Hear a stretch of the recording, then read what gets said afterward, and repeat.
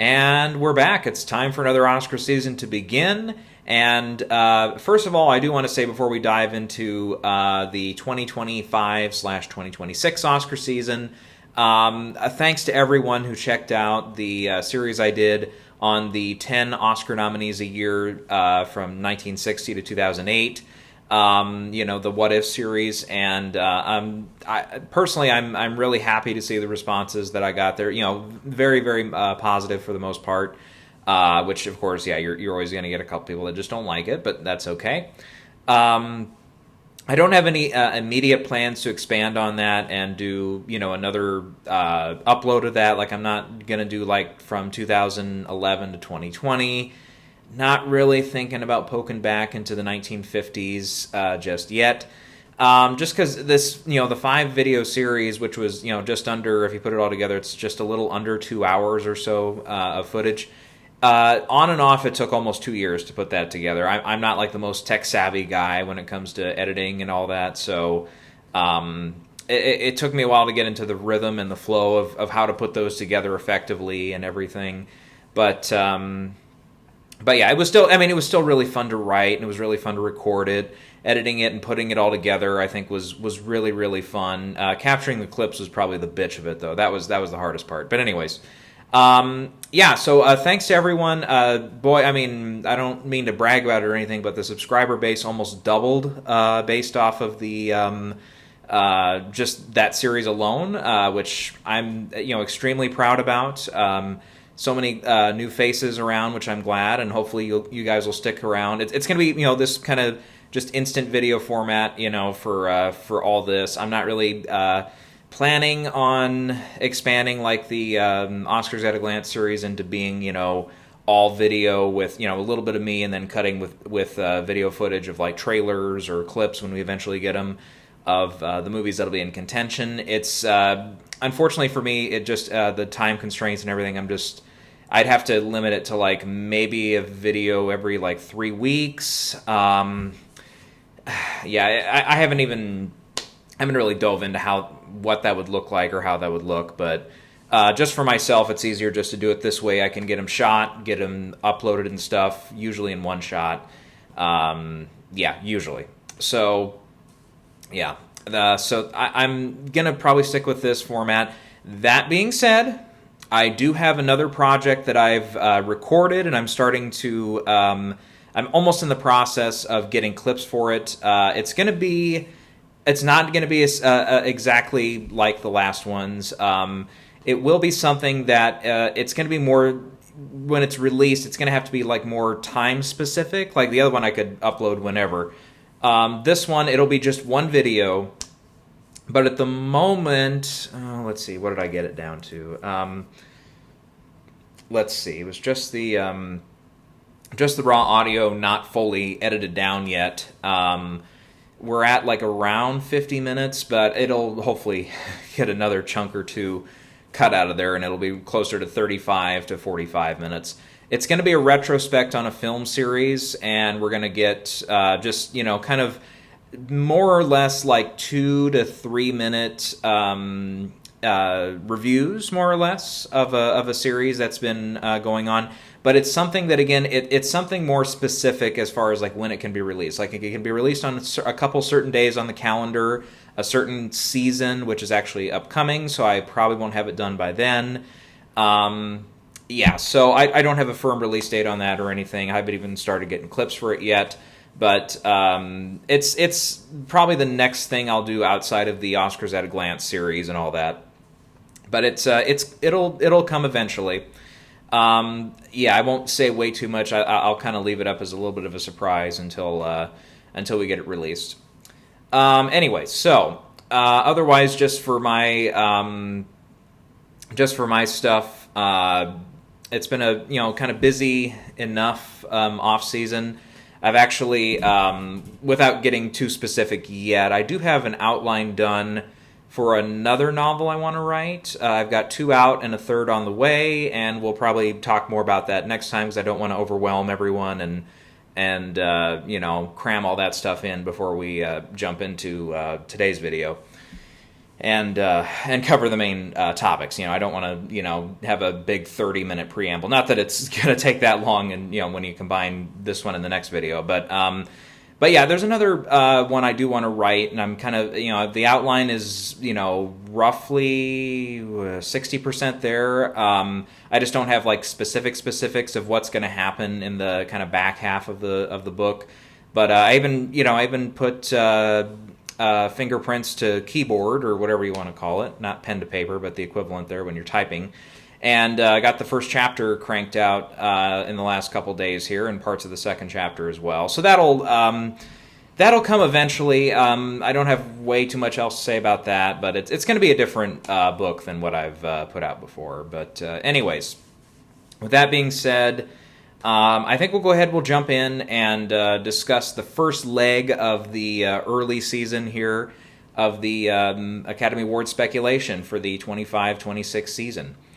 And with this, really, I think I've done this, I'm trying to think, is it 2 or 3 years back now, but I've recently tried to stick with this structure. The first video, we're going to look at all the films that have come out so far, at least by domestic U.S. release in 2025, which is what counts, because that's what counts for Oscar consideration. That'll be the first one. The second video is the fall and winter preview, so that's everything coming out from September 1st onwards that's already on the calendar. And then the third video will be a look into, depending on timing, we'll look at, obviously, Toronto. That lineup should be all done. And the Venice Film Festival, usually by the time I shoot that video, has either just started or is about to start. And Telluride. We might have the Telluride list by the time we shoot that third video. But anyways, timing of this video, at the time I'm recording this, it's just a couple days, about 4 or 5 days before the first. So for now, we're going to look at everything that's come out. So I'll talk about the stuff that I've seen as well, kind of give some mini reviews, try not to spend way too much time on stuff. But anyways, we'll go ahead and get started here. So looking at the calendar here, we always look, January through August, and we try to dig through and just think of any last possible nomination that could come from any of the films that have already been released. And looking at January again, I've looked this over, and I just don't think there's much here. I'd say we've got one kind of long shot with Dogman maybe being eligible for animated feature, but it made some money. I mean, critics were kind of lukewarm to it, so I don't see it being like a huge player even for that category. Getting into February, I will mention one, probably I think it was the first calendar release of 2025 I actually saw, was Captain America Brave New World. And I'm trying to remember if I'd even reviewed it in time before the last season, but just in case, I'll kind of give a brief opinion here at least. This is probably like the most boring and most like run-of-the-mill Marvel movie of all time. Like, it's just very by the numbers. It just feels like, some have really, especially in the last couple of years, since Marvel's kind of been on a little bit of a downward trajectory, not just like box office figures-wise, which is clearly the case outside of, your spikes like Deadpool and Wolverine and Spider-Man No Way Home, the most recent one with Tom Holland.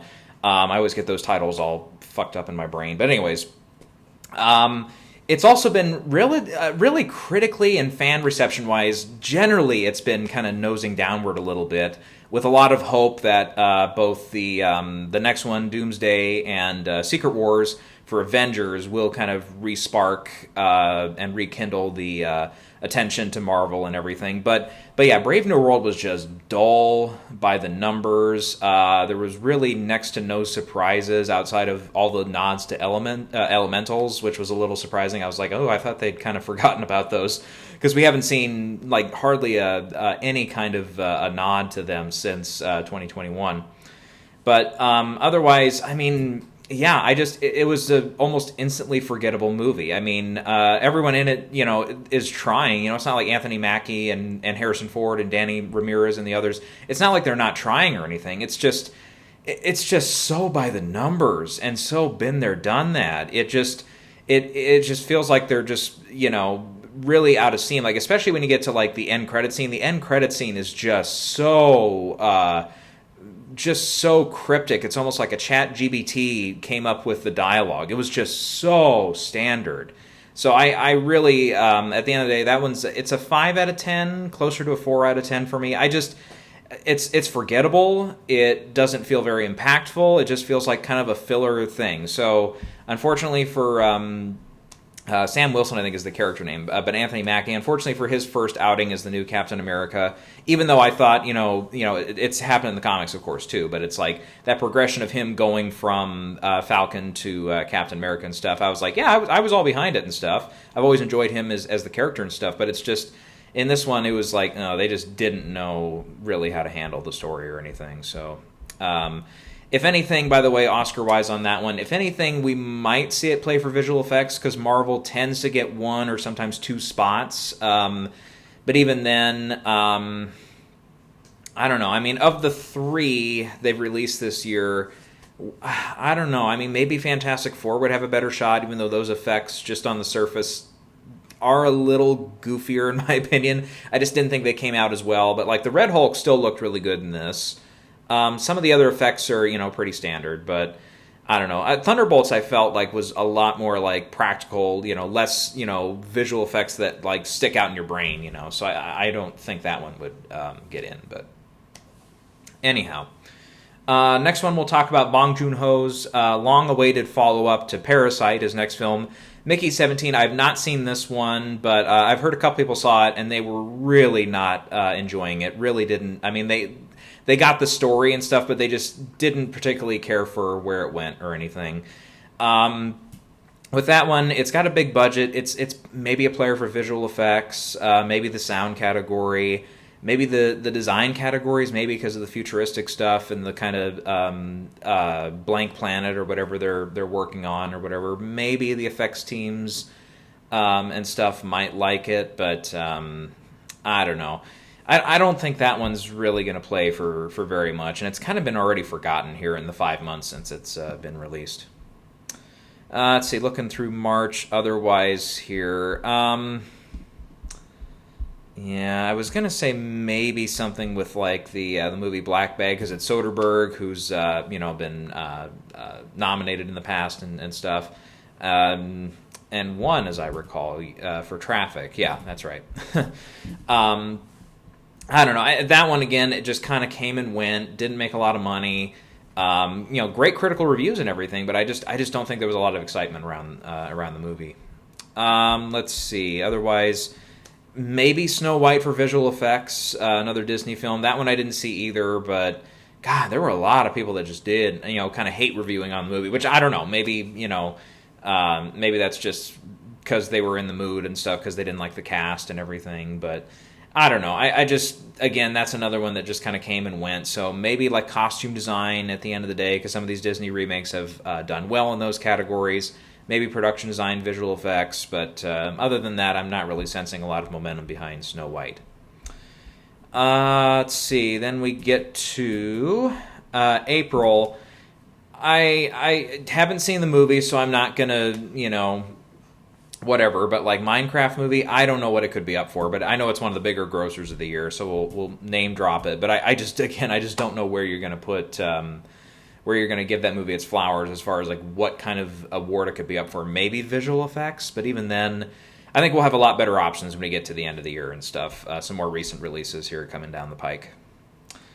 Let's see. Otherwise, well, we know there's one we're getting to in April here, but really quick, I think before we get to that one, Warfare, the new Alex Garland film.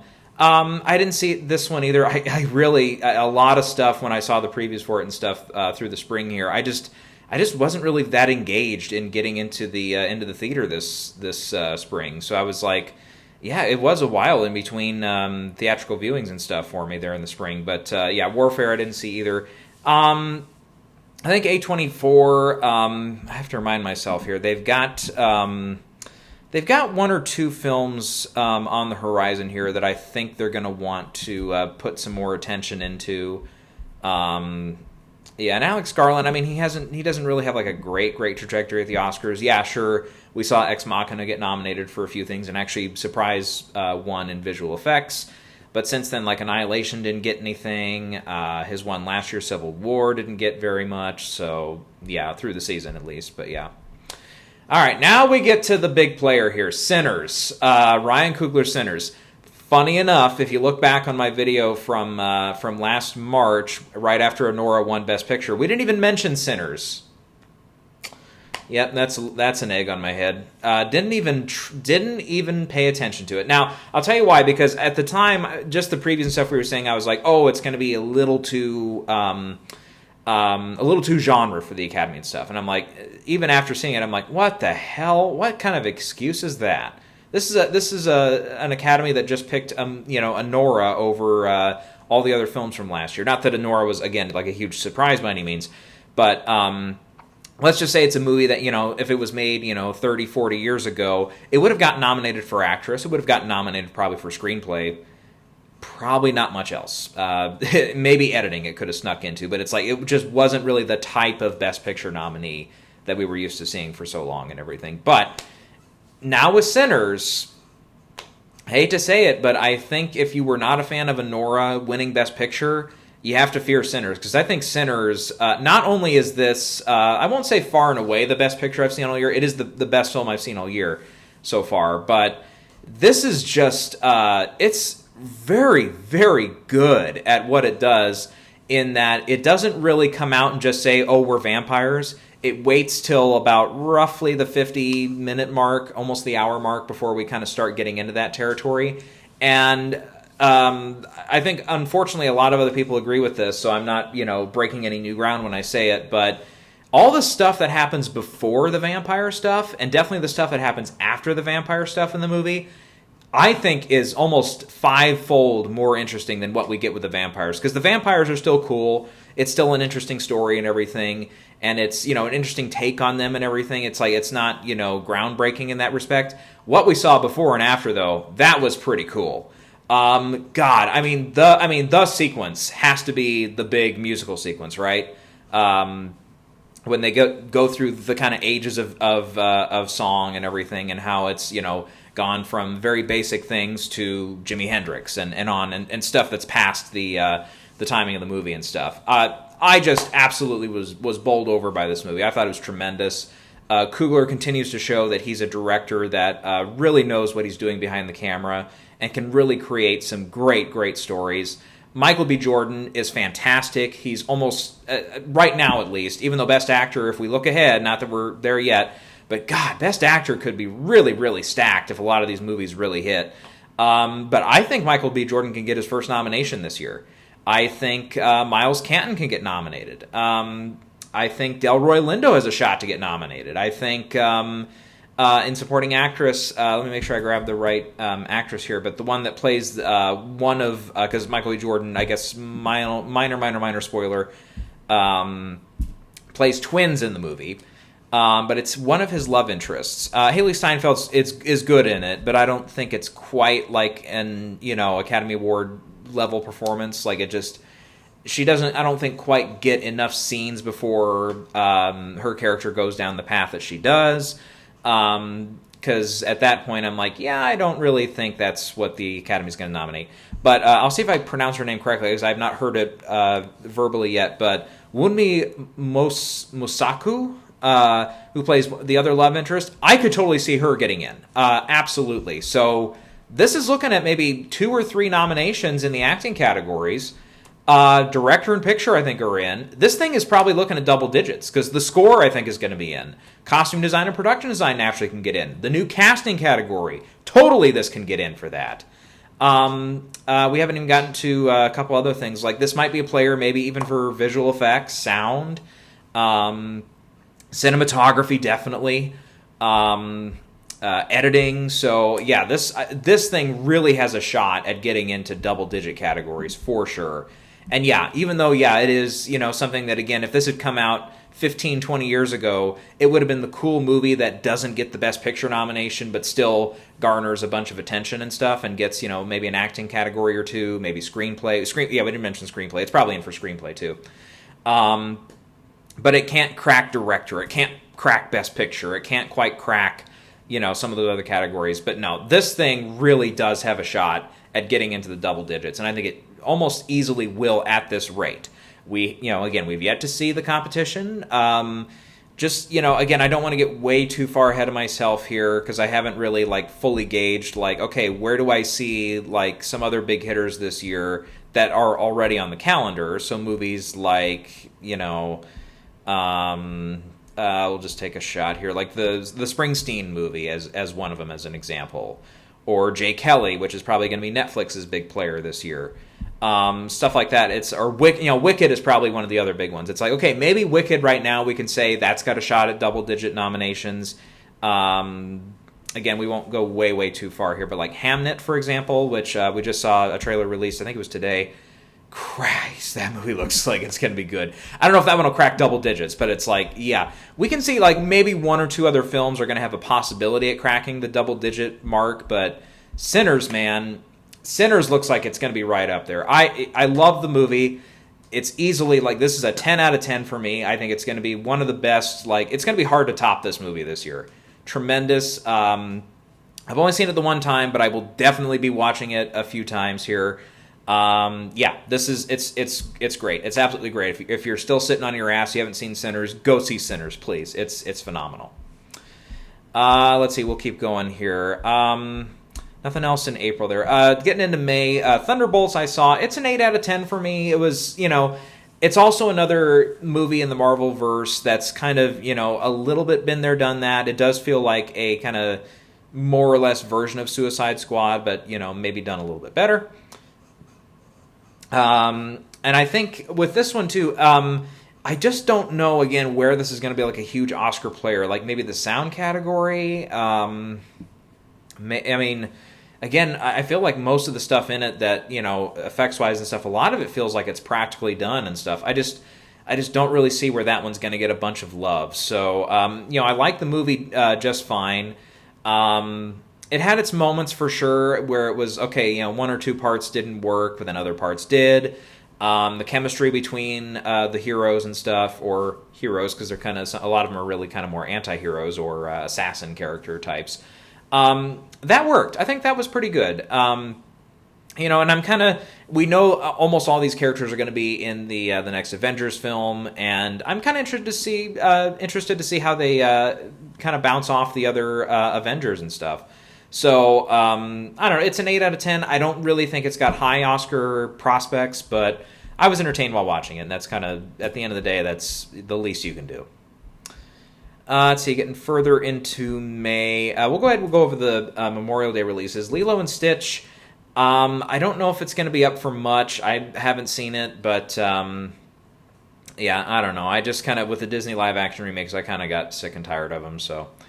I don't know. It sounds like quite a few people enjoyed it. Made the $1 billion club. Good for them at Disney and everything over it. But it looked all right. But I guess you could have done worse with live action remakes and stuff. Mission Impossible: Final Reckoning. I did see this one. Gotta say on this one, I guess I never really did settle on a score for this one. It's like somewhere between a 6 and a 7 out of 10. Like, I thought, compared to some of the last few movies, like especially like Fallout and Ghost Protocol, this one was way down there for me. I just thought there were several points in this movie that's nearly 3 hours long and doesn't need to be 3 hours long. There's several points where they jump the shark here with a lot of the stuff that goes on. Like, there's just whole sections here where I'm just sitting there just shaking my head. Like, it just felt like this movie just really, really jumped a lot of proverbial fences that just were beyond believability. That being said, though, Cruise, the work he does with some of the stunts and the fight sequences and stuff are really, really great. And in particular, the biplane sequence at the very end, show-stopping. I mean, just absolutely show-stopping. I saw it in a big, one of the bigger theaters that were available at the time with one of the better sounds and systems and stuff. God, that whole sequence, it just grips the audience, and you're just in there flying around with him, hanging on for dear life and all that, like you see in all the trailers and stuff. That sequence alone is almost worth the price of renting it or seeing it in the theater if you still can. That sequence was terrific. It was great. It was heart-pounding. It was just... That was great. That made it worth sitting through the rest of the movie. If which again, on and off, it works okay. Again, I just felt like, especially like some of the way this stuff has to work in order for Tom Cruise to make it to the next part of the mission and all that stuff. A lot of that stuff just completely jumped the shark, and I was just completely just like, okay, it lost me at several points as far as believability goes. So, I don't know. I personally, in my opinion, it's a movie that, I think still ended up losing money for Paramount just because the budget was so high because of like the submarine sequence, which, by the way, I'm sorry, that submarine sequence was overrated. I couldn't get into that sequence either. It just felt like that part went on really, really, really long. I think James Bond showed us back in the 60s, a lot of underwater sequences for like stunts and fights and stuff, they're hard to pull off and make it look like it's really intense. And this, I think it tried, but it's still, with the scuba sequence, in the sub and stuff, I wasn't as wowed as a lot of other people were. So, anyways, I feel like now at this point they can kind of reset it if they want to. Like, they don't, Tom Cruise can come back if he wants to in one way or another. And they can bring back some of the other supporting characters. They could just start fresh. Personally, I'd rather them start fresh with, a young 20-something, or get someone in there. And it doesn't have to be even a male; it could be a female lead, for the next one. I don't know. I just feel like we're at a point where we can reset the series a little bit, and it doesn't just have to be Tom Cruise. Because especially with like the biplane sequence, I don't know how you top that. I really don't know how you can physically top that. It's just so incredible the work they did on that. So definitely hats off to that part of it. But the rest of the movie was just at points just a little so-so and really draggy. So I'm kind of between a 6 and a 7 on that one. Then we get to the Phoenician Scheme, the new Wes Anderson movie. This, seriously, I don't know. Maybe I was just really in the wrong mood or something, but I hated this movie. I hated it. A 3 out of 10. I just did not get into it. It just, I feel like Wes Anderson has just done every last possible thing in the sandbox that he's playing in. Between this, Grand Budapest, Asteroid City, and the one I always forget about, French Dispatch. Between all these movies, I feel like, not that I've, again, seen every last movie of his, and I know some of his other older movies before those, and in between those, are ones that, are still in that same spirit and everything, but they might not be like, not all of them are period films, not all of them are ones that are set, in specific time frames, like almost all those other ones I mentioned are.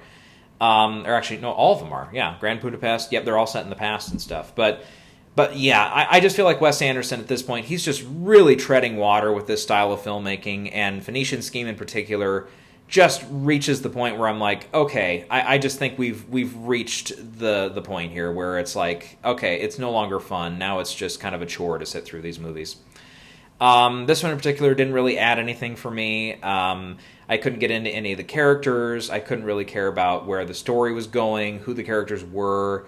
I just couldn't get into this movie at all. About the only thing I cared for was the score. The score by Desplat was pretty good. He always does a good job with Wes Anderson scores, but yeah, I just maybe this will play for a couple musical comedy prizes at the Golden Globes. Otherwise, I hope this thing stays far away from the Oscars as far as I'm concerned. By the way, for Mission Impossible Oscar-wise, yeah, definitely the sound category. Maybe visual effects. Trying to think what else. Yeah, I mean, maybe the editing category, maybe, but I don't know. We'll see. Let's see. But yeah, otherwise that's it for May. Going into June, The Life of Chuck. I did see this one. This was our kind of surprise winner at Toronto last year for the People's Choice Award. And I can understand where people can walk away from this and say, oh, it kind of comes off as maybe slightly pretentious, a little bit, is not as smart as it thinks it is as far as like how it's going about its storytelling and everything, and the cheeky way it does it, and the kind of trope that it, or I shouldn't say trope, I should say, whatever, it'll come to me, but there's a specific word I'm lacking right now. But yeah, basically it's a movie that's kind of told more or less in reverse, starting at Act 3 and then working its way back to Act 1. Yeah, but Mike Flanagan still, I think with this script and with the big ensemble cast he has in this and everything, I really, really, really liked it. Yeah. And I could very easily see, like, once the movie kind of got going, I was like, I see how this won the People's Choice Award. Yeah, yeah. And really in the movie, a lot of this movie is really, really good. I really like how the beginning just kind of drops you in, and, you know, you kind of have to slowly start figuring out, okay, why is everything that's happening? And all the stuff that, like, in particular, the Chiwetel Ejiofor monologue that happens relatively early on, where he kind of retells a Carl Sagan project thing. That part was really cool. Personally, I'm not like a huge Carl Sagan person, so when I heard it, I was like, this rings a small bell, because I'm not a huge enthusiast around him or anything. Not that I, don't care for him or anything. It's just I've never been fully exposed to him from his, like, TV projects like Nova or whatever. But I'm like, this kind of sounds halfway familiar. And then he got through it. I'm like, God, that is cool though, how they break that down and everything. But then, it's one of those movies where everything kind of comes around and it makes sense eventually. Like, you kind of slowly start piecing the puzzle together as it goes. And how often do you praise this? Great dance sequences, great choreography. The show-stopping scene that's in the second act, where there's this whole dance thing, kind of an almost impromptu dance sequence, was just a joy to watch. Absolutely a joy to watch. Just incredible stuff. Again, how often are you going to praise the dancing scenes in a movie? And this one has two. Later on, there's another great dance sequence that's in the almost very end of the movie, like in the last 10-15 minutes. Really, really good stuff for that. This movie just... It's got fun moments. It's got heartwarming moments. It has some arguably sad moments. And it has some life-affirming moments as well. It's just a really, really good story told from a short story by Stephen King. And yeah, just the whole cast is good. Almost all of them just kind of pop up for the little bits. Like Chiwetel's only in it for a little bit. Tom Hiddleston, even though he's top billed, he's not in it extremely long. Mark Hamill is actually pretty good in one of his supporting roles. There's this wonderful soliloquy to math that I never thought I would need in my life, but it's really, really well done. Another great monologue moment from him. Just overall, I mean, a lot of people are in the movie, and a lot of them just pop up for literally one or two scenes, and then they're done. But I really, really fell in love with the movie, and it's definitely a movie that you can recommend to a lot of people. It's got kind of a little bit of an odd title, but I really, really fell for the movie. I really liked it. It's a 10 out of 10 for me, but it's closer to a 9. There were some things I wasn't particularly wowed about, like. I felt like there were a couple draggy parts once we got, because the third act of the movie is technically the first act. That part, there were some draggy moments here and there. There's a couple parts where it's like, okay, you kind of hit us over the head with, like, the Carl Sagan bit, and you hit us over the head a little bit with, like, maybe one or two small elements that are in there. But still, I just really thought that the movie really, really worked, and I was very, very entertained by it. As far as Oscar prospects, I think Neon's going to have some other players for Best Picture, so I think they'll give it some support, but like last year with Anora, it's like, yeah, they're probably, they clearly had a winner with Anora that they wanted to pump all their budget into as far as awards consideration. I need to remind myself here, what was their big purchase this year? Sentimental Value. Sentimental Value is definitely going to be their player this year. That one, I'm just going to say it right now. Sentimental Value, that thing's also going to be in contention for double-digit nominations. Joachim Trier, that's your international director getting in for Best Director this year, unless it's Janfar Panahi, who was it was just an accident, also from picked up by Neon. Both of those look like candidates for that kind of rotating slot that we've had in several years now, where in a row where we had an international director kind of unexpectedly get in. So maybe it'll play for picture. I know some people really like Mark Hamill's chances as a supporting actor, but I don't quite think he's going to get in. It's a good role, a good performance, but I don't think it's good enough to crack a top 5 there. I'd be surprised. Maybe it could get like a 6th slot at like Golden Globes or something if they really go for it. Let's see. Otherwise, probably the screenplay. The screenplay is probably its best bet right now. I can see it cracking adapted screenplay. Otherwise, yeah, I'm really struggling at this point because it's not really like a big like period movie. Like there's not like a lot of like heavy period stuff with like the costumes or the production design or anything. So I don't think it's really going to play for any of that stuff. So yeah. Let's see. Anything else here in June? How to Train Your Dragon, didn't see this one either, but yeah, I think it's one of those that could play for a couple of those, like, visual effects it'll play for. Again, maybe the sound category. I'm not sure how much original score is in it, because I thought John Powell came back to do it. Yeah, John Powell's back for the score, which his original score, I believe, was nominated that year in 2010, so how much of that is going to be new material, I'm not sure. We'll probably get a ruling on that at some point if it's up in the air. If we think that he could get nominated again, we will see. But yeah, this one I skipped because the original How to Train Your Dragon, I'm sorry, is also a little bit of an overrated movie. I don't think it's like bad, but it's just not as good as everyone says. Materialist, the new Celine Song movie. I didn't quite get to this one. I just about had it lined up, and then I couldn't go last second. And I did want to check this one out because Celine Song, I did rewatch Past Lives while I was flying back from Europe last year. And particularly, there were a couple moments there that I, kind of went through not exactly the same event as what happens to the characters in that movie, but I went through a moment and I was like, oh, that scene hit so much harder now that I had seen and kind of lived through a kind of sort of experience like the main characters do in that. Kind of, sort of, not quite. But and this one, I did hear a couple of my relatives actually text me about it because they were asking if I'd seen it. One of them absolutely hated it. Just did not get into it. Kind of a tougher critic. She also wasn't so hot on Sinners. She said it's still a good movie, but she just didn't particularly love it. And the other one said it was just okay. So not sure about this one. I'm guessing they'll try to run it in the comedy musical or musical comedy categories rather at Golden Globes.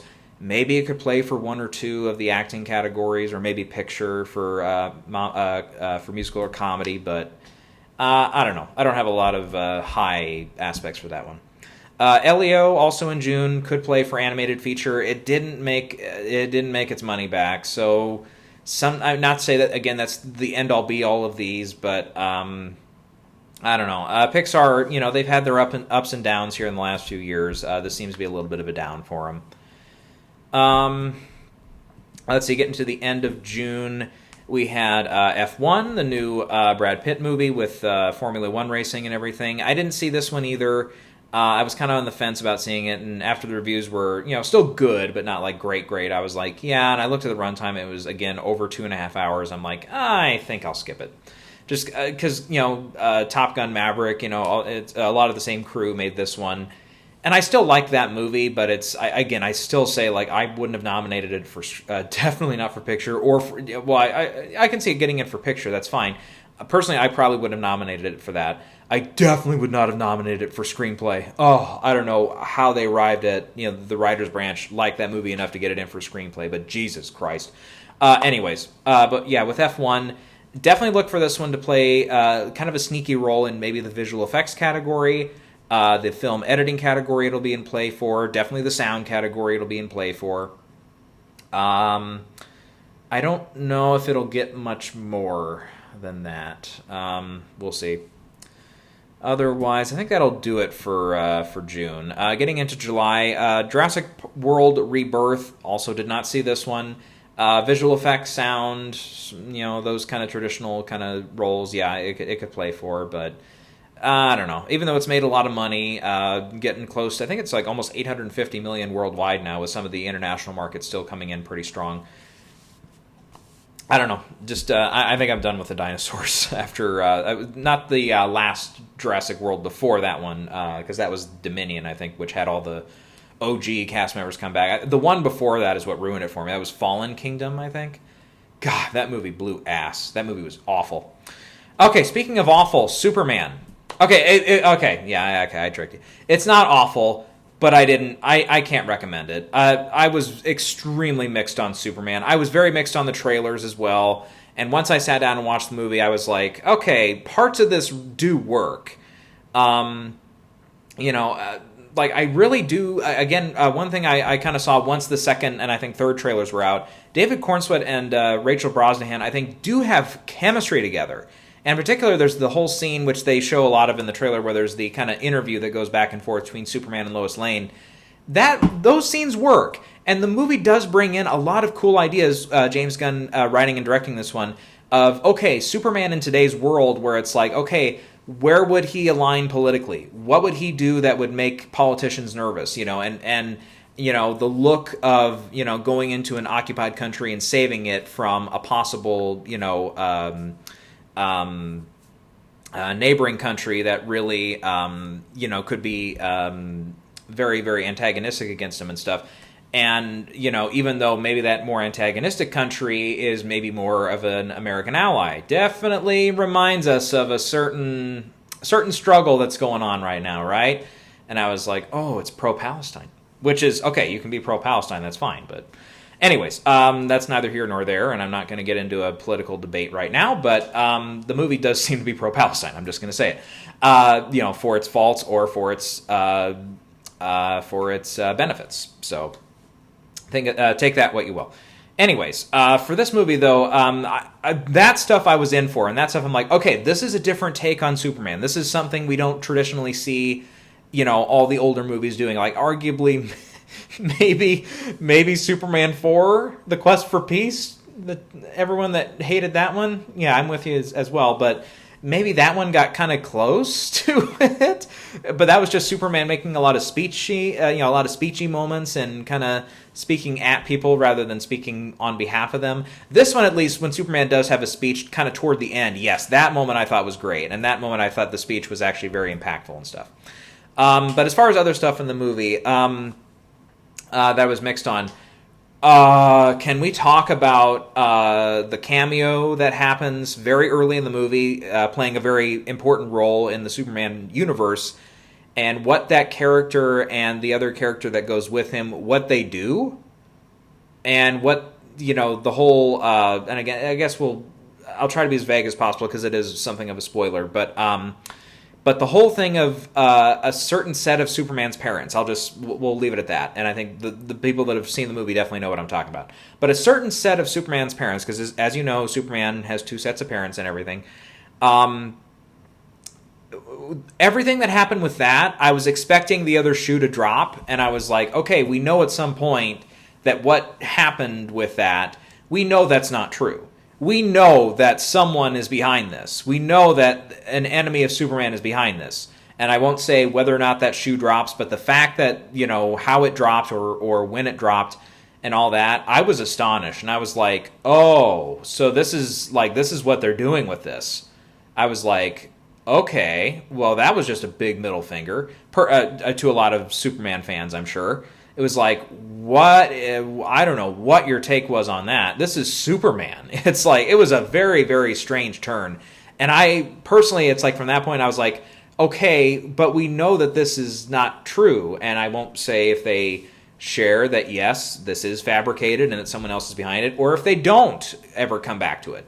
But all I'm just going to say is, yeah, everything that happened around that and the time they spent on it, or lack thereof that was spent on it, I was a little surprised at that. Let's see. Lex Luthor was a mixed bag for me. He got a little shouty, and he got a little, like, I don't know. When you've got, like, the more laid-back, cool Lex Luthor, like the animated version, voiced by Clancy Brown. I couldn't picture his name for a minute there. Or if you get to, like, Gene Hackman, outside of a couple, like, theatrical moments where he's, like, shouting, "Miss Tessmacher!" Stuff like that, which, rest in peace, Gene Hackman, too, of course. When he's the more laid-back Lex Luthor, those scenes always work for me really well. And Nicholas Hoult, in this version, he doesn't really have a lot of that. Not to say that you can't make that not work, but I don't know. I just didn't... I wasn't in love with that.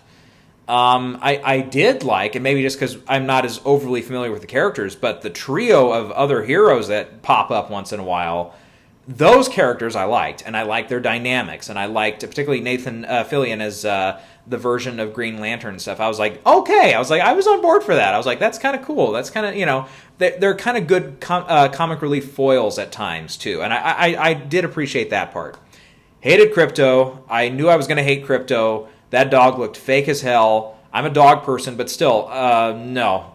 I maybe chuckled once at something that Crypto did. I didn't care about Crypto. I know I'm a beast. I know I'm heartless. But anyways, yeah, and I don't know. Otherwise, again, for everything they did that I liked, they did something that I didn't like. I just felt like, again, there was just, even though the movie's only at a little over 2 hours with credits, it felt a lot longer than it was. Not that it's, a particular thing against this movie, but when I finally saw it, the only screen time that worked was a 3D screening, and I really don't care for 3D, and the 3D here was just useless. It didn't add anything, and I think 3D is almost done for the most part, thank God, but yeah. Just did not need to go with this movie. If I see it again in 2D, I don't think it's obviously not going to fix the story problems I had with it, but anyways. Yeah, I just felt like it felt like there was a lot going on in the movie. Like, it did feel overstuffed. And not just because there's a lot of characters running around. It's just, they had to do, all these characters running around. And they give, the 3 other heroes, they give them plenty of time. And they felt like they were utilized well. But it's like, it's like every once in a while we do have to go back to Superman. And sometimes it felt like he was off screen for quite some time. Lois Lane especially, I felt like there were times where she really was off screen for a while. And maybe in real time she was only off screen for like 10, 15 minutes of, the movie time. And when I say that, I mean like the actual runtime of the film, not, the actual events of the movie, which would take place over like a couple weeks or whatever, if you get what I mean. But no, she was it felt like she was gone for some long stretches there once in a while. And I was like, she is in this, right? It was like, there were a couple moments where, she or even Superman at one point, he kind of just disappears from the movie for a little bit. And I was like, oh, okay. I felt like almost Nicholas Hoult almost felt like the lead for quite some time there, especially in the second and third acts. But otherwise, the effects at times were good. At times they weren't all that great. I did like the throwbacks, like hearing the John Williams theme mixed in once in a while. I always will say yes to that. And like the throwback posters, I did really like those and everything. So I was extremely, extremely mixed on it. As far as Oscar potential, the visual effects, yes, it'll probably play for sound, stuff like that. Yeah. But I don't really see this one being like a big, big, big hitter. Let's see, Smurfs, maybe animated feature, but even then it's probably going to get beat out by a bunch of other stuff. I didn't see Eddington either, but Ari Aster is just still, or is it Ari? I've heard both. I just think Oscars are not really like his motif. Like, he's not playing movies that are generally going to be garnered toward Oscar voters. They're just going to have to start accepting his stuff, I think, before he starts getting big nominations. But Eddington didn't make a ton of money. Critics were pretty split on it. I didn't see it, but let's see, then we'll get to Fantastic Four, First Steps. I still don't like that title. But the movie itself was decent. It was good. It wasn't anything to write home about. I didn't think it was fantastic. But, I know. A lot of people use that. But I did like the chemistry between all the main superheroes. Pedro Pascal, Vanessa Kirby, Cuz from The Bear, and Joseph Quinn, because I can't pronounce the other guy's name. Sorry. They work well together. The movie is trying to, show that they are a family and stuff. And yes, they do act like a family. It definitely feels like a family and stuff. That part I thought really worked. Mr. Fantastic, which most versions of the comics, I believe, do show him to be like one of the most intelligent people on the planet. There's even one, spoiler for a almost 4-year-old movie, but the last Doctor Strange movie, I think, announced him as like the smartest man in the world or something, and that was obviously a different take on it, because it was John Krasinski that played him for 3 minutes before he lost his head. For this movie, Mr. Fantastic's kind of stupid. Like, there are like 3 legit moments where I'm like, huh? Like, are you serious? Like, in particular, how he handles... there's one particular scene, kind of toward the middle, where they come back from an away mission and like a press conference thing starts. And what he says and what he shares and what he does, I was just shaking my head. I'm like, you're an asshole who's stupid for doing that. Like, you have just, for the stakes, the personal stakes that he and the rest of the team have now, based off of what happened on the away mission, it's like, you have just painted gigantic targets on your back, you stupid motherfucker. I was just like, I was like, kind of like beside myself in the theater. I'm like, wow. I'm like, they really, he really just said that out loud. And he really just started going off on what happened. Wow. Okay. And then the whole third act set piece, like how that was set up and how that was, done and stuff. It felt, kind of cheeky a little bit. It did feel like, okay, like maybe this would have been how they would have done it in the 60s or, maybe late 60s or maybe somewhere in the 70s, like the Richard Donner era of the first Superman.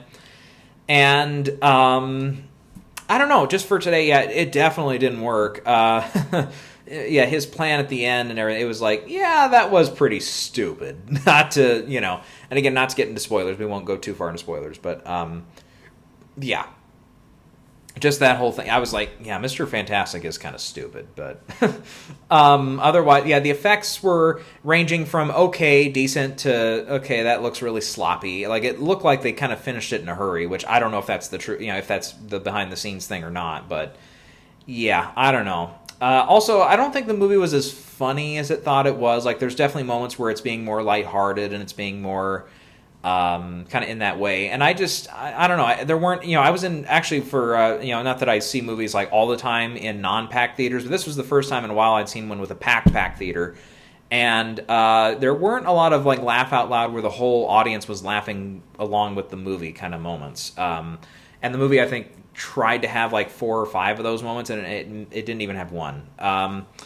Yeah, I mean, some of the side characters were kind of interesting. Julia Garner as the Silver Surfer was kind of interesting, but surprisingly, I don't think she was in it. From what I was expecting and stuff, she just wasn't in it that long. Maybe that was expected from some people that saw the trailers and stuff, but I don't know. Galactus, man, he's got a great entrance when we get to the third act, which, yeah, I think, again, almost all the trailers show that Galactus does show up in the third act, but he's got a great entrance, but then after that, it's kind of a little downhill. And again, this movie plays to one of the biggest tropes of superhero movies, like of all time, in the end, involving is a character gonna get out of it or not kind of thing, and what happens when maybe a character doesn't make it out, blah, blah, blah, all that stuff. It just, you literally, again, I was looking at this like, okay, this does not feel like a human being wrote it. It just felt like we were just recycling the same cliches from, literally one of those cliches is back from the Richard Donner version of Superman. Like, oh my God. Like, it is just a trope that I am absolutely sick and tired of seeing in superhero movies. Virtually every superhero movie has done it. In recent memory, at least I can think of. Thunderbolts kind of sort of had a version of it as well. It's like, I am just sick to death of seeing it, and yeah. That part in particular I thought really drug it down, and I was like, okay, we're just wasting screen time now, because we know how this is truly going to end. We know that, XYZ is going to happen in order for us to arrive at the ending. And it just, yeah, just got tired of it. So a 7 out of 10 for me. I think it's, it's a fine movie. It's a decent watch, but I don't think it's anything I'm going to go back to anytime soon. Happy Gilmore 2. I did see this one on Netflix, and man, I was ready for this movie to be just the worst experience of all time. I was expecting this to be like Grown Ups 2 level bad. I was expecting this to be You Don't Mess with the Zohan levels bad, which a couple of my relatives had those on in the background one of the other weekends where everyone was together, and I kind of got sucked into it for a little bit, and I was just like, is this movie going to keep getting worse? And I'm like, oh, it's going to keep getting worse with all those movies. Yeah, I just really thought they were bad. And yeah, Sandler, for the most part, I think a lot of people have said, well, he's kind of checked out on some of his comedies. Some of his more dramatic work is getting more interesting, and maybe even this year he might even break through. We'll see with Jay Kelly, but we'll get there when we get there in another video. But for Happy Gilmore 2, my expectations were like ground level, like they were low, and immediately within the first couple minutes, I found myself laughing. And then the movie, kind of gets going, and it's like, yeah, it kind of goes down a little bit. But there are moments, man.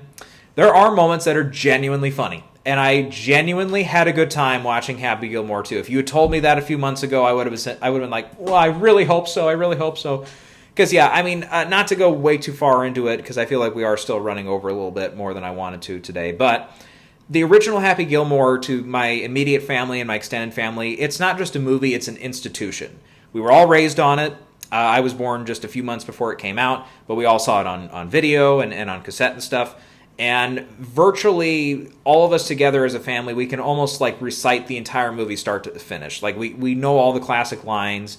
We know all the classic moments. We know all the shooter moments and the and all that stuff. Shooter McGavin, of course. So I mean, it was definitely one of those things where it's like, okay, we had all kind of talked, kind of in the shadows, more or less, like behind each other's backs, like, yeah, this movie's going to be really bad. Like all of us, every extended family member, every sibling, every cousin, every aunt and uncle, we were all like, we know this movie's not going to be good. Like almost everyone virtually had the same feeling going into it. And I think almost all of us have seen it. And I think we all came away and said, I actually laughed. I actually laughed at a few moments. And yeah, I think overall, I'm leaning toward like a 6 or even a 7 out of 10 on this. I genuinely was entertained by it. Am I going to see it like, as many times as the original? Hell no. It's not going to, I don't think it's going to hold nearly the nostalgia candle that original movie does. But Christopher McDonald comes back. He gives it his all as Shooter McGavin again. I loved almost everything they did with him. Sandler at times, he plays, it's a more mature version of Happy Gilmore. He's had, as we see in the trailer and stuff, at least a kid, but they kind of joke, and they kind of throw away some other characters in there that are also his kids.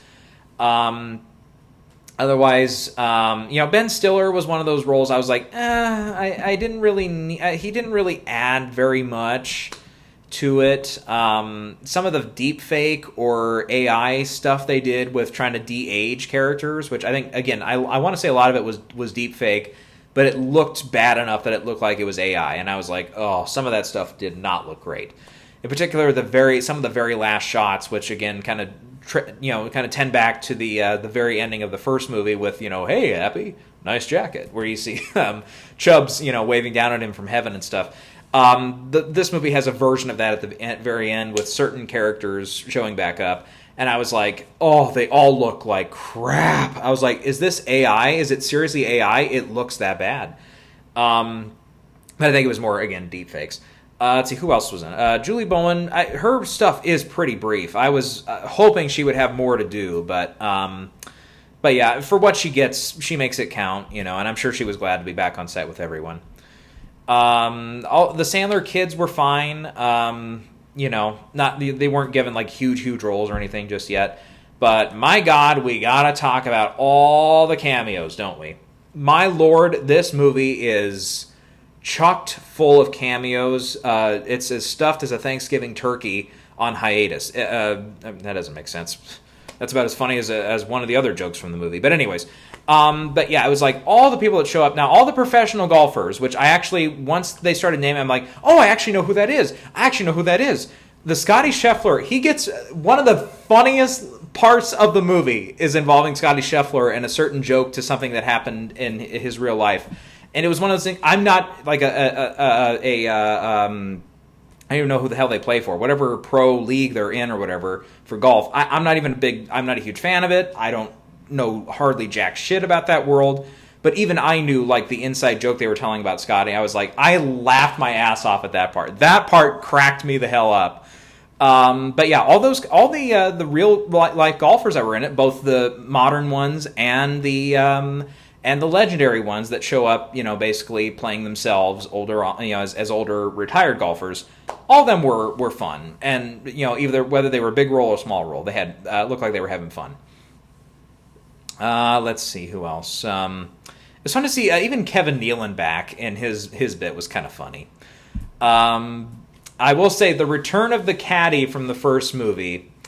The joke they did there, because it's a joke again. If you know just even a little bit about the real golf world, there's a certain pro golfer that has a certain look to him where he looks like the caddy, and I was like, years ago I thought, oh, if they ever did a Happy Gilmore 2, they've got to pull this joke, and they did the joke, and it was hilarious, and I was like, yeah, I wish they'd gotten a little more time with him, and he'd been a more through character in the movie. He kind of basically gets 2 scenes, then he's done, but yeah.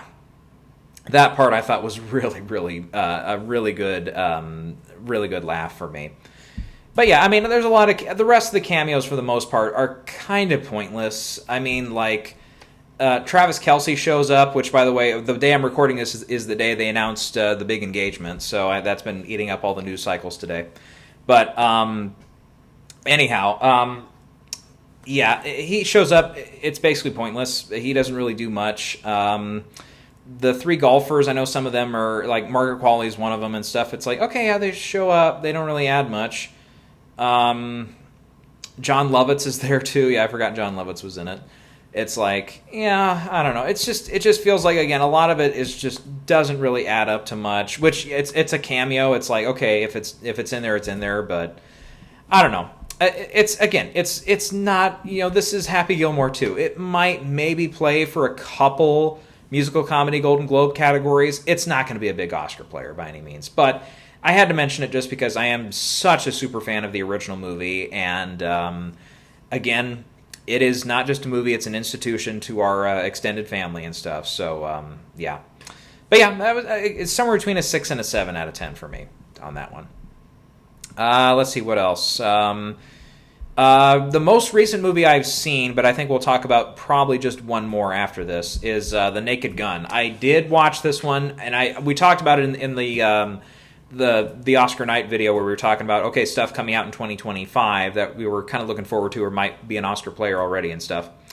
But with Naked Gun, I was very, very nervous because at that point we didn't have a trailer, we didn't have a poster, we had nothing, and I was like, I don't even know if this movie's even coming out. If they might just push it back, and all that. And then the first trailer dropped, and I'm like, it's all right. The very last joke in that first trailer got me hard. I was laughing at the O.J. Simpson joke. That was a great timing, great, incredible joke. I laughed hard at that joke and everything. And yeah, and I'll say this for The Naked Gun. It is very, very much in the spirit of the original movies. It's maybe, I would say it's better than the second one. It's probably overall... maybe not as consistently funny as like the third one or the first one, but it's in good company, I think, in this one. And they gave it their all, I think. In this case, they went all in on, let's make a movie that feels like it's in the vein of the originals, goes all out, gets silly, gets stupid, has some of the best, just has the most dry humor you can imagine, most dry as a bone humor. And yeah, they pulled it off really, really, really, really well. Liam Neeson, we talked about his casting, I think, last time, too. I was like, I see where they're going with that. Because, again, Leslie Nielsen famously was a more dramatic actor before he appeared in Airplane. And then everyone's like, oh, okay, he can kind of be funny. And then he did The Naked Gun, basically the pilot for that, which was the Police Squad TV show. And people were like, oh, he can be very funny. Okay. And then he shows up in these movies. And then from there on, he was kind of just the parody guy. And he almost exclusively worked in comedies after that. But... yeah. And yeah, Liam Neeson, yeah, he's done a couple things comedy-wise before, but this was like, yeah, this is his big his first big foray into a leading comedy role and stuff. And I thought he was really up to the task. He was kind of the perfect choice for this. And he's great. Pamela Anderson actually, surprisingly, is not just like, the dame that's by his side and stuff with his hand around her waist while he runs around the movie with her and stuff. No, she actually gets very funny moments as well. In particular, her scenes in the nightclub, very, very funny, really funny. Yeah. Otherwise, I mean, everyone else that's in the movie, they're not in it like extremely, extremely long, aside from the villain Danny Houston, who also gets some big laughs. One of the biggest laughs in the movie for me involved him, again, in the nightclub. If you've seen the movie, maybe you know what I'm talking about. It has to do with a certain drink that he offers Pamela Anderson. It was a dark joke, but I just laughed and laughed and laughed and laughed. It was so funny. It's the type of movie where if you get jokes like, do you mind if I speak freely? No, I'd rather you speak English. If you get jokes like that, then this is the movie for you. I did. Right away, the first joke had to do with a plot device, a literal plot device. I'm like, okay. I said, I'm in. I'm in right away. And yeah, is it as, consistently funny? No, like the whole bank robbery scene that was in the trailer and stuff. and how Liam Neeson disrupts it. It's like, yeah, all those jokes, there were a couple good jokes that were not in the trailers. But in particular, there's this big, not like big, but there's a kind of an extended flashback sequence or kind of dream sequence that happens somewhere in the middle of the movie.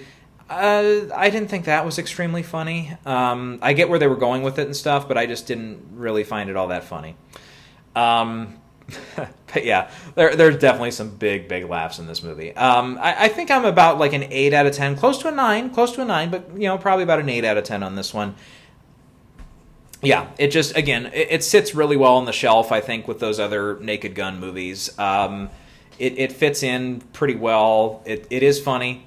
The dry, especially if you're into dry humor, I think you'll really dig it. So, yeah, that's that one. Oh, by the way, for Oscars on that one, I'll tell you what, it might, y'all be laughing at me, but don't be surprised that when we get the short lists for Best Original Song, don't be surprised if a certain song from the Naked Gun shows up on that. Don't be surprised. Let's not forget the producer of this movie, or one of the producers to some capacity, was Seth MacFarlane, who is an Oscar nominee for Best Original Song from the first Ted. Let's just remember that. Now, if it doesn't make the short list, okay, then we don't have to worry about it. But I'll just say, if it makes the short list, I would not just toss it aside like, oh, the Naked Gun is not getting in for an Oscar nomination.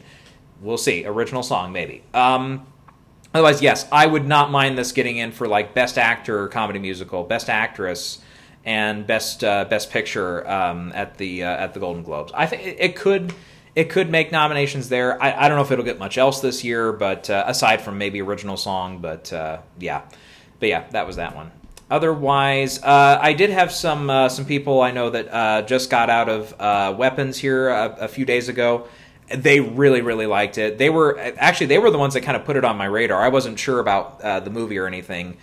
And yeah, I haven't seen very much. I've seen like the trailer like once or twice in front of other movies. The two that I talked to, they both saw it. They both loved it. They both really liked it. So I'll see it. I just haven't seen it to this point. I have heard, this one, it's probably not going to be like, Sinners, like that level, obviously, probably where it's going to get Oscar nominations, but it might hang around. I'm not sure which categories, but maybe it's got a small chance at some acting nominations, maybe I've heard. I don't know. I'll know more about that, once I've actually sat down and seen it. But yeah, for now, it's making bank at the box office. Critics really dug it, so good for them. Otherwise, we technically do have one more weekend here in August, so we'll quickly go over 2 releases this weekend that might just get a couple things. Well, we do have Darren Aronofsky does have a new one out with Caught Stealing. I'm sorry, the trailers to this look really not great. I'm not sure if critics have even spoken on this one yet, if the embargo's up on it, but let's see. Yeah, it says it's got 8 reviews. Hold on, we'll see. And just based off of this, I probably should talk about this too, but it'd be roughly a 75% right now on Rotten Tomatoes. I just don't think it looks that great. I'm not really, the trailers have not impressed me, and yeah, Aronofsky is not a known commodity with Oscar voters at this point, especially something like this, which looks a lot more commercial, a lot more like a zany, kind of, just entertainment movie. I really don't see this one catching a lot of Oscar buzz. And then The Roses, which is more or less a remake of War of the Roses, which that story's been told a few times, but probably most remembered now for like the 80s version with Danny DeVito directed and was a supporting role in with Douglas, Michael Douglas, and Kathleen Turner? Yeah. Right?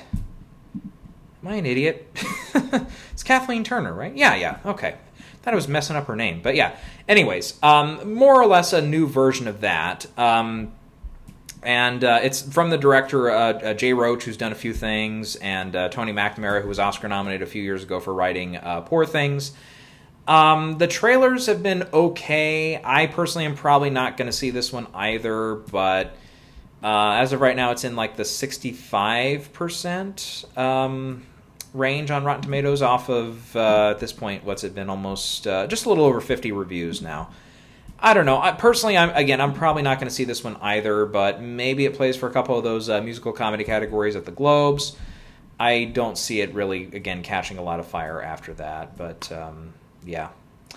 Anyhow, otherwise, I'm just really reading today about how a lot of insiders are very pessimistic about the box office through the fall here. It just doesn't sound like a lot of movies are going to make a lot of noise here. I mean, personally, I'm thinking maybe the next Conjuring movie will make some money.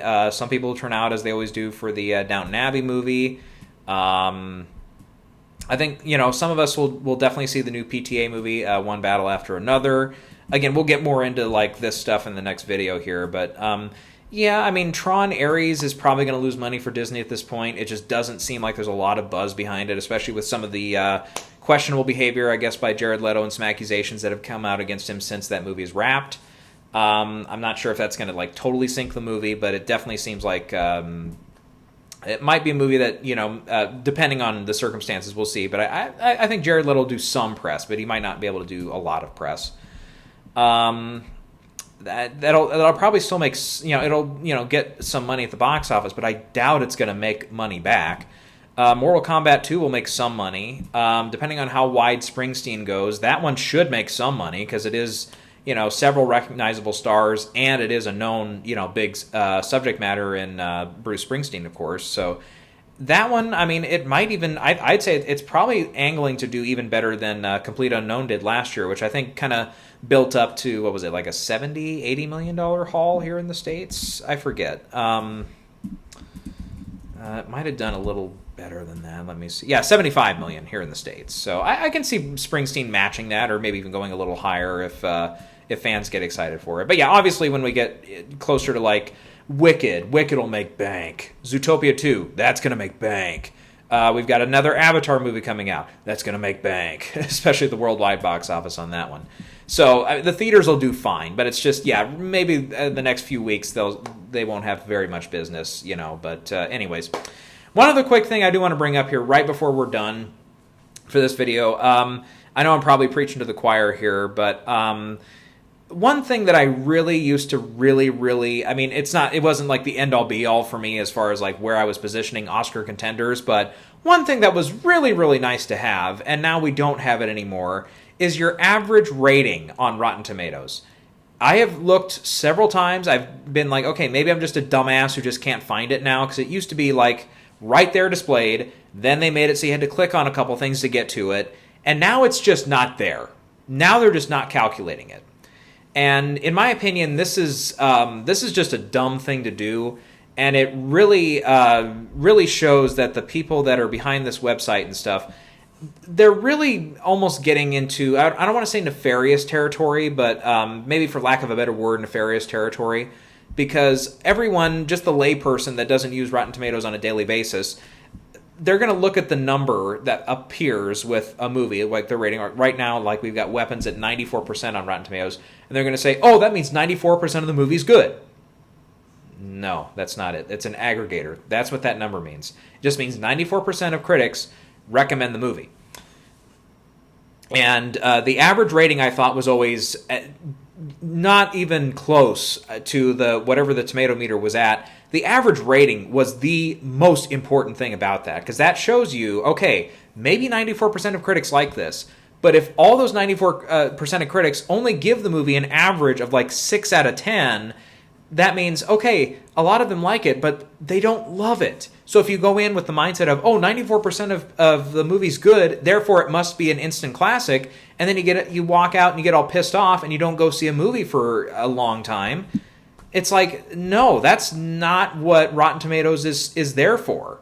That's not what it's there for. It's there to aggregate, yes, especially telling you what the average critic rating is. That, again, that speaks louder than any fancy tomato meter score moving up and down and going from fresh to rotten. That tells you a lot more than that ever could. Because, again, that tells you, okay, go in and expect the movie to be on about this rating if you are living by the critics, which I don't always live by the critics. I always give a movie its fair shot. If I think it's going to be good, I'll go see it. If I don't think it's going to be good, I will not see it. Doesn't matter what score it gets on Rotten Tomatoes. It doesn't always affect how I feel. Like when The Naked Gun, for example, I did bring that one up because it's like, okay, when the critics were enjoying it, I'm like, okay, so it must not be that bad. I was still on the fence about seeing it because, again, the trailers didn't totally sell me. I'm like, I like those original movies so much. I'm just going to be really let down if I go in and it's just a garbage heap. It's just really bad. But obviously, I was happy to report that it was not. So anyhow, that just really really irks me that they have just completely removed that feature. And it's like the only way to do it now is you would have to painstakingly go through on a movie after almost all the critics or virtually all the critics have chimed in, and you'd have to literally calculate by hand or electronically, however you can, what that average score would be.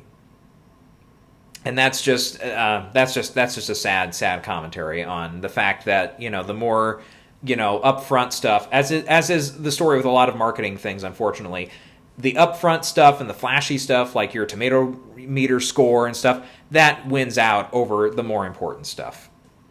But, I mean, that's a commentary I think a lot of us have acknowledged for many, many, many years with various subject matters. So, anyways. Okay, I'm going to step off my soapbox now, and we will wrap this one up. So we will be back here in a day or two, upload time at least, and we'll talk about stuff coming out this fall, the stuff that is already slated. We will not, we'll just get into stuff that's actually slated with a date that I can find and stuff from a couple sources. And then we'll get into, in the third video, we'll get into the fall film, let me try that again, the Fall Film Festival preview.